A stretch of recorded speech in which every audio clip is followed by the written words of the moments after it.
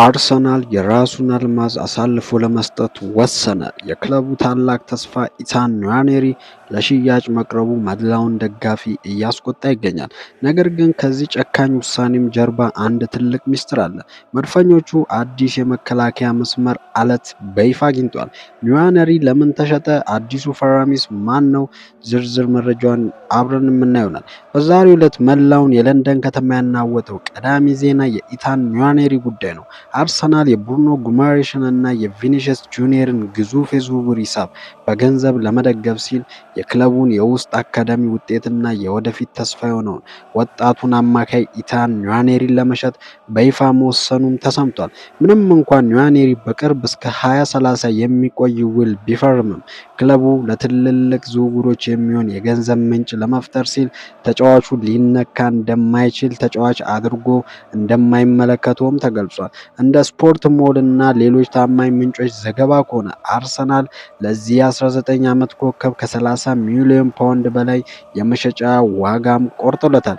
ይህ ውሳኔ በደጋፊዎች ዘንድ ከፍተኛ ተቃውሞን እያስነሳ ቢሆንም የፈላጊዎቹ ቁጥር ግን በከፍተኛ ሁኔታም ጨምሯል።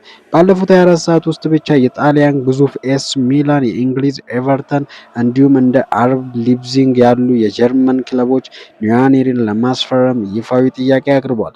አርሰናል የራሱን ልጅ መስዋዕት በማድረግ የዓለም ኮከቦችን ለመግዛት የያዘው አቋም በዝውውር ገበያው ላይ ትልቅ መነጋገሪያም ሆኗል። ወደሚቀጥለው አጓጊ የአዲሱ ተከላካይ ዝውውር ከሜዳችን በፊት ይህንን መሰል እጅግ ፈጣንና በትንታኔ የተደገፉ መረጃዎችን በየቀኑ እንዲደርሷችሁ ቻናላችንን አሁኑን ሰብስክራይብ ያድርጉና ቤተሰብ ይሁኑ እያለን ንዋኔሪን ለመሸጥ የተወሰነው ውሳኔ በሌላ በኩል ለአርሰናል ትልቅ ጥንካሬ ይዞም መጥቷል። መድፈኞቹ በግራ መስመር ተከላካይ ቦታ ላይ የነበራቸውን ክፍተት ለመሙላት የስፖርቲንግ ሊዝበኑን ድንቅ ተጫዋች ማክሲ ኦራኦልን ለመግዛት የመጨረሻው ምዕራፍ ላይ ይገኛሉ።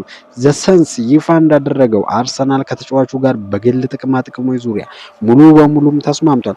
ስፖርቲንግ ሊዝበን ተጫዋቹን ለመልቀቅ በውሉ ላይ የሚገኘውን 51.5 ሚሊዮን ፓውንድ የውል ማፍረሻ እንዲከፍል ጠይቀው አርሰናልም ይህንን ሂሳብ ለመክፈል ዝግጁነቶቹን አሳይተዋል። ምንም እንኳን የተጫዋቹ ትክክለኛ የውል ማፍረሻ 69 ሚሊዮን ቢሆንም ስፖርቲንግ ተጫዋቹን በዝቅተኛ ዋጋ ለመልቀቅ ፈቃደኛም ሆኗል። ታማኙ የአርሰናል መረጃ ምንጭ ሃንድ ኦፍ አርሰናል እንደጠቆመውም ድርድሩ አሁን በክለቦች መካከል ቀጥተኛ ንግግር ደረጃ ላይ የደረሰ ሲሆን በጥቂት ቀናት ውስጥ ዝውውሩ በይፋም ይጠናቀቃል። ኦራኦላ ባለፈው የውድድር ዓመት በፖርቹጋል ሊግ 5 ጎሎችን አስቆጥሮ 4 ኳሶችን ለጎል የሚሆኑ ኳሶችን አመቻችቶ አቀብሏል። ለአርቴታ የማጥቃት ስልት ይህ ትልቅ ጥንካሬ ይሆናል ማለት ነው። ቪኒሲየስን እና ብሩኖን ለማምጣት ሲባል የክለቡን ድንቅ ኮከብ ኢታን ንዋኔሪን 30 ሚሊዮን ፓውንድ መሸጥ ተገቢ ነው ወይስ አርሰናል ትልቅ ስህተት እየሰራ ነው? አዲሱ የግራ መስመር ተከላካይ ማክሲ አራኦ በኤምሬትስ ስታዲየም ይሳካለት ይሆን ብላችሁ ታስባላችሁ? የምትሰማችሁን በዝርዝር ጻፉልን፣ እንወያይበታለን። ቪዲዮን ላይክ እና ሼር ማድረጋችሁን አትርሱ። በሚቀጥለው ሰበር ቪዲዮ እስከምንገናኝ ድረስ መልካም ጊዜ